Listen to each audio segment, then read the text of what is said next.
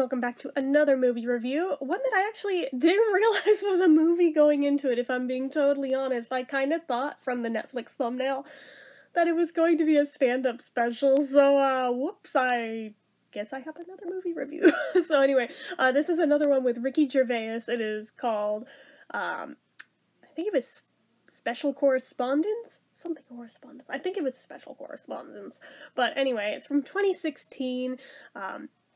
And Ricky Gervais in general, I think I'm really starting to like more and more all the time. I know I described him before as being like Eddie Izzard meets Dudley Moore, but even my mom heard it the other day when she overheard me watching one of his stand-up things on YouTube. She was like, "Oh, I hear Dudley," and I was like, "Actually, no you don't," but I hadn't realized till that moment that they do have very similar voices, so subconsciously, between the sense of humor and the accent and just the general voice, probably on some level it pings as being Dudley-esque to me, so probably why I just naturally am drawn to this guy. But anyway, regardless, general gist of this film, basically, Ricky is playing a technician to, a radio news correspondent. It's obvious within, like, the first scene that there is, like, no love in his marriage whatsoever, because they have to go to some party for something there, like, the first people there, and his wife is just not having any of it whatso-frigging-ever, and then she is more annoyed that he gets called on the scene to report on some story and has to leave her there, but she ends up scoping out one of his co-workers, specifically the radio correspondent. He has no idea about this, of course. She ends up having an affair with the guy, which is hardly surprising since she just is very cold and bitchy from the outset of this. But generally, it makes itself known real quick. Now, the boss for the radio correspondent has a very dangerous job assignment that he needs somebody to do, and he decides he's going to send this guy to Ecuador to report on, like, the war-torn country and all the drama that is going on there. There's a war that has broken out, and they need somebody on the scene to report on it exclusively, preferably before anybody else does, and he chose him. For whatever reason. But, he doesn't like the guy. He thinks he's worthless. He kinda hates him anyway. He'd fire him except for the public love him and find him super charming and charismatic and all that stuff. So, fine. Best he can figure is he'll send him there and whatever happens, happens. And he decides that he can bring somebody with him. He figures it should probably be another journalist, and he's like, I have a better idea. Last assignment you sent me on like this, I kept having audio problems, so I'm taking a technician. And then it ends up being Ricky Gervais, who is like the biggest puss in this, which, I mean, kind of interesting to see the contrast between how he is in, like, most things and then this. I think he also wrote this movie, too, if I'm not mistaken. But anyway, so they're supposed to go to Ecuador, but before they can leave, the wife leaves Ricky, and he is just all sorts of distraught because he's still in love with her. It just isn't a two-way street. And it was kind of made known in the cheating scene that this isn't even the first time she has cheated, so, you know, she's just a shitbag. But anyway, he can't get over her, and is just all sorts of distraught, and the journalist is like, come on, we need to go, we need to get our passports, and we need to fucking go. They make it as far as the cab, where he's, like, still mulling over this letter this long-ass letter he wrote to the wife, with photos in it and everything, and he's like, dude, just throw that away, don't send that, just throw it away, you'll get over her. In his distraughtness, he throws away the passports and the money and everything that they needed to go to Ecuador, and they don't realize it till they're at the freaking airport. You can't get another passport just like that, and they need to be there by the next day, so they're kind of out of options here. And rather than just owning up and telling the boss what happened and, you know, probably getting fired, they decide, no, we're just gonna hide out and figure out what to do. So they hide out over, like, this little Mexican restaurant that Ricky's character is good friends with the owners of. I mean, they're very sweet. They're kind of dumb, but they're very sweet people. And they have a one-room apartment, I guess. Well, maybe not one-room apartment. What the hell am I talking about? It's like at least 2 floors up. So no, I don't know what I'm talking. Regardless, it's a little apartment above the restaurant, and says that they can stay there. The danger, of course, is this is directly across the street from where they work. So they could be found out at any freaking time. It is directly across the street. Yeah, stakes are kind of high here.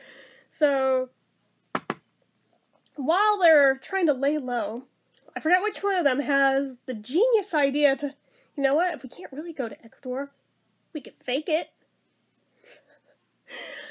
You can totally see where this is going. And they decide to just falsify the whole thing, and as these things in movies go, it snowballs, and snowballs, and snowballs, to the point where they're at the point of, rather than letting the U.S. troops come rescue them from the U.S. Embassy, they decide, shit, if we do that, they're gonna know that we're not there, so let's fake being hostages.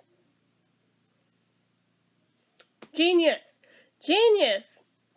So at this point, when this fake tape is leaked to, like, basically their version of CNN, Ricky's wife basically sees dollar signs and turns this into a fundraising thing to bring home the heroes. Except, you know, she's keeping all the money herself and starting a perfume line and making a singing career out of it. You know, she's just a total fucking shitbag and sells off his prized possessions in the process and everything just because she's a shitty person. But yeah, regardless, they're trying to figure out what the hell do we do. This has gone way too far, but we're in too deep. We can't own it. What do we do? What do we do? So they come up with some scheme and they decide maybe we'll just break into the apartment, steal the money from the safe, and go on our way. Except they get caught in the middle of it, and the wife's just like, what the hell? And there's like a whole long dramatic scene there about her being a shitty person, how she doesn't even try to hide the fact that, yeah, she's just swindling this money from innocent people who are trying to do the right thing here. And basically they demand half of it, since this is their thing. And it's like a whole go-round, but basically they get their money and they go. And they decide they're gonna actually go to Ecuador, just so, you know, they can be like, okay, let's be rescued now, and, you know, there's that. Except on the way there, they get kidnapped for real and actually held for hostages and shit, and it's a whole big dramatic thing, and the way they get out of it is pretty unrealistic, but also super badass at the same time. I liked their use of Ace of Spades, not gonna lie. It's very unexpected quite how it goes down, but I liked it anyway. They come back, and there's like a whole rally, welcome home thing for them as being heroes, because they all still think it's legit, and the wife is keeping her mouth shut for whatever the fuck reason. Probably because if she says anything, then they can blow the whistle on her too, so it's just mutually beneficial. Keep your damn mouth shut. But, anyways, so as this is going on, he basically tells the wife to fuck off and goes and he buys a coffee for the girl in the office who actually has a thing for him and actually likes him, and it actually ends on a very positive note, and it's pretty cutesy in the end of it.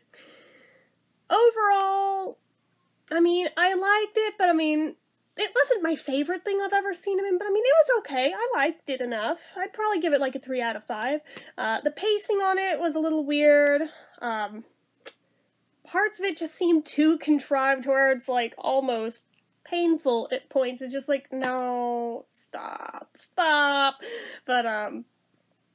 it's not the worst thing, but I've definitely seen him in lots better things too, so I'm just like, well, I suppose they can't all be super winners, but at the same time, like I said, it's not bad. I'd still say, if you're bored, you can watch it. I mean, I wouldn't say it's necessarily a comedy, exactly. At best, I might call it a dramedy, but anyways. I don't know what else to say about it other than that, other than it was kind of a mediocre watch for me, but whatever. So, anyways, since I watched it and I didn't even realize going into it was going to be a movie, maybe just my expectation going in was wonky, I don't know.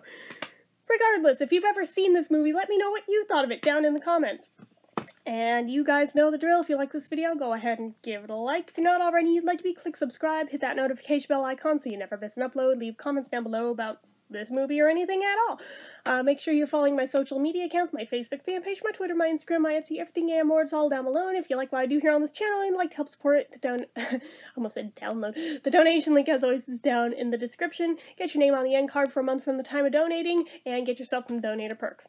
And as always, in case you need to hear it and you haven't yet today, I'm proud of you. I love you. See you next time.